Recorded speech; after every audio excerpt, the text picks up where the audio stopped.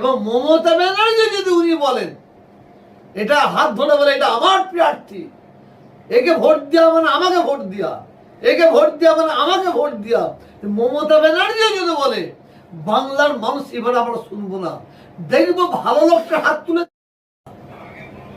আর হুমায়ুনের সম্পর্কে যা জবাব দিবার তো ববি হাকিম সাহেব দিয়ে দিয়েছে, এরপরে আমার কি দিবার আছে বলে আমি মনে করি না। আমি বাংলার মানুষকে বলবো, আমরা সবসময় সাম্প্রদায়িকের বিরুদ্ধে ভোট দেবো, উন্নয়নের পক্ষে ভোট দেবো। তবে হ্যাঁ মমতা ব্যানার্জির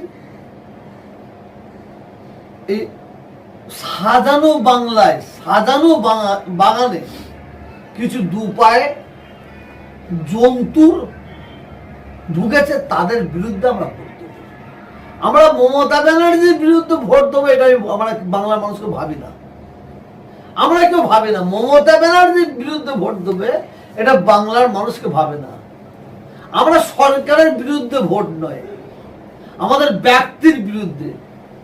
মমতা ব্যানার্জি যে লড়াই করে বাংলার একটা সুন্দর বাগান তৈরি করেছে, সেই বাগানে কিছু দুপায়ে জন্তুর পশু ঢুকেছে, সেই পশুগুলো বিরুদ্ধে ভোট আমরা বাংলায় দেব। আমরা এখানে তৃণমূল দেখবো না, আমরা সিপিএম দেখবো না, আমরা কংগ্রেস দেখবো না। যারা আমাদের ভোট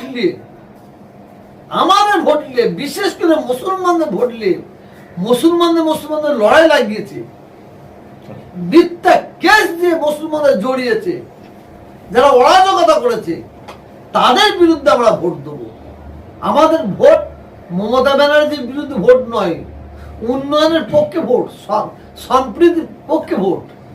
হুমায়ুন কেন, যে কোনো লাট সাহেব যদি কারো তামাক খেয়ে যদি বলে মুসলমান তোমরা এই করো, কোনো লাট সাহেবের কথা আমরা শুনবো না। এবং মমতা ব্যানার্জি যদি উনি বলেন, এটা হাত ধরে বলে এটা আমার প্রার্থী, একে ভোট দেওয়া মানে আমাকে ভোট দেওয়া, একে ভোট দেওয়া মানে আমাকে ভোট দেওয়া, মমতা ব্যানার্জি যদি বলে, বাংলার মানুষ এবার আমরা শুনবো না, দেখবো ভালো লোকটা হাত তুলে।